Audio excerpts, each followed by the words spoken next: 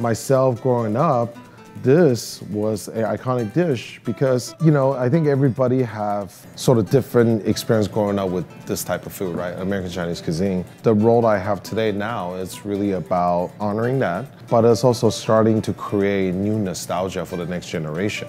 The goal was always to say that, hey, what would my kids see American Chinese cuisine to be? And I think that's what orange chicken does for people.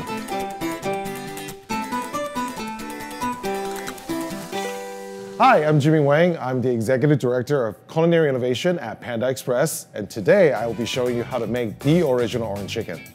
So to start the recipe, we need to make the batter because that's the most crucial part of the recipe. And what we want to do is mixing all the dry ingredients. We are going to add in some flour, and then we're going to actually add in some cornstarch. That's actually going to give you that firm crisp.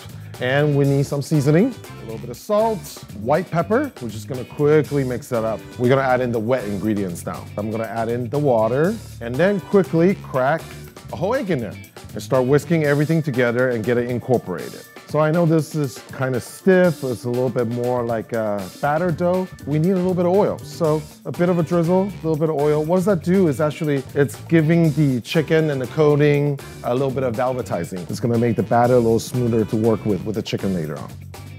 So now we're gonna get to the chicken part, and we like dark meat. And we like the thigh because it creates a juicy texture and also it absorbs flavor really, really well. So as you can see, I'm working through these chicken right now. Depends on the size. Just look for something around a 1 inch by 1 inch cut.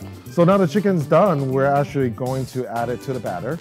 And eventually the batter will loosen it up more because the water that's inside the chicken, that's gonna come out. I would recommend to marinate this chicken in this batter actually for about 30 minutes. Just allow that sort of gluten to settle down, allow the chicken to relax in this batter. So now that this is done, I'm gonna refrigerate for 30 minutes and then we're gonna fry it up. So now that the chicken is rested for 30 minutes, what we want to do is move it around, use your fingertip, and then just kind of imagine you're running the chicken through the batter and grabbing on that chicken. Feels like you're putting a robe on the chicken pieces. And that is what we're looking for. It's light, it's not too crazy, heavy. When it's ready, you just simply drop it into the oil. The first sign you're gonna see is the chicken is gonna sink to the bottom. And then as a pro trick is pay attention, right? It should flow by the time you are ready to pick it up. If it continues to stick to the bottom, likely it's because your temperature of the oil is too low or you don't have enough oil altogether. So we're gonna repeat this motion quite a bit until all the chicken is fried up. The good news is you can spend a little bit of time, do this work, and actually keep these par-fried chicken in the freezer until you need them again or you're ready to make another recipe again. Chicken is frying, just gonna quickly do a quick stir. You guys can see it's kind of forming now, right? It's got this white beige color. You know, the ideal time, I would say it's about a solid 2 to 3 minutes, depends on the piece size. If you notice your chicken is a little bigger, I would say that's keep it in there for maybe a couple more minutes. Because again, right, like I mentioned, we're gonna cook this a second time where we get to cook through the chicken. Don't overload the pot because, you know, if you overload it, then the temperature of the oil will go down drastically. All right, so at this point, you can see it. There are now individual chunks that's well coated with a batter, and that's the look we want. And once we finish all the batches, we'll send this into the freezer.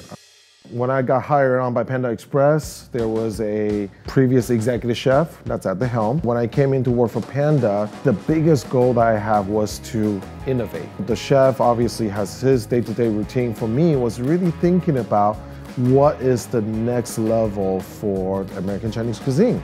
You know, I grew up with a lot of different profiles in Taiwan, and so I wanted to introduce those flavors. There's a dish called the black pepper Angus steak on our menu right now.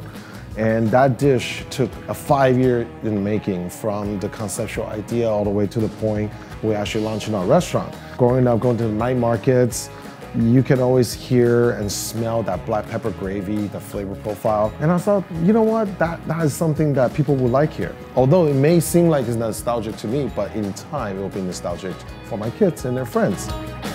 We are officially done with the pot frying. And move this to a freezer. And the idea is that now we want to chill all this temperature. We want the steam to cool down. and then also trap that moisture inside the chicken. Because the second time we fry it, the outside will get really, really crispy, but the inside will actually stay juicy and moist. And that's like my version of perfect fried chicken. Okay, so now that the chicken's been chilled, it should be cold to the touch. The temperature of the oil right now is relatively high because once we drop in this cold chicken, it's gonna cool down a little bit. I'm just gonna drop in a couple pieces at a time. You should be able to see a lot of bubbling, maybe a little bit of sizzling. And usually typical of this process, it's a good solid, I would say 5 minutes or so. As you can see, the color's starting to go golden, right? Some people may have heard this before. We call this GBD, golden brown delicious. So now we have that second fry completed. Here's a trick, right? If you want to know how crispy it is, you should be able to hear that across the board.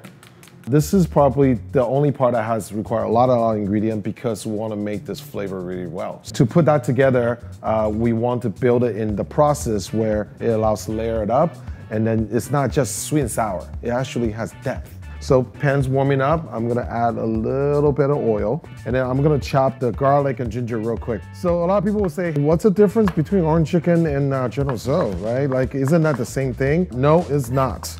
General Tso is actually a Hunan-inspired dish, which is another region of China, while this dish, it's more inspired by the tangy, the sweet, and also a little bit of heat from Yangzhou, and which is where our founder's from.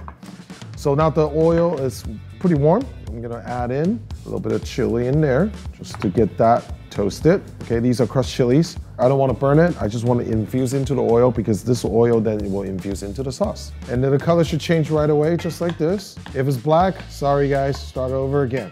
And then we are going to add in our garlic. And the second thing we're gonna add in is a little bit of ginger.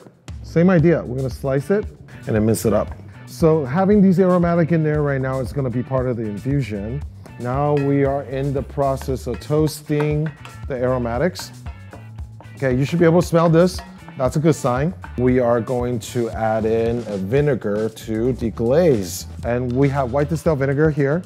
The idea is not to make a very vinegary sauce, but it's to see that steam, see that vinegar evaporate in front of us, which builds like a nice sour base. As you can see, it's bubbling, sizzling. Then we're gonna add in a little bit of the fruit aroma. We're actually gonna pour some orange juice in there. Okay, the next crucial move now. It's really adding two different sweeteners. One is regular white granulated sugar, the other one is brown sugar. And we're gonna dissolve that in there right now. We actually want the sauce base right now caramelize a bit. We actually want it to sizzle on the edge of the pan a little bit. All right, so the evaporation has begun. You can see this bubbling away. It's roughly about a minute and a half. We are going to add in our savory seasoning, in this case, soy sauce. And let that swirl a little bit. Quick note, you probably heard it before. Somebody said this is the thickening liquid. We're gonna add in some cornstarch. We're gonna add in some water, equal parts, form into what we call a slurry. It's now going to thicken this sauce. So once we know that the sauce has caramelized, drizzle a little bit of the starch slurry into the sauce.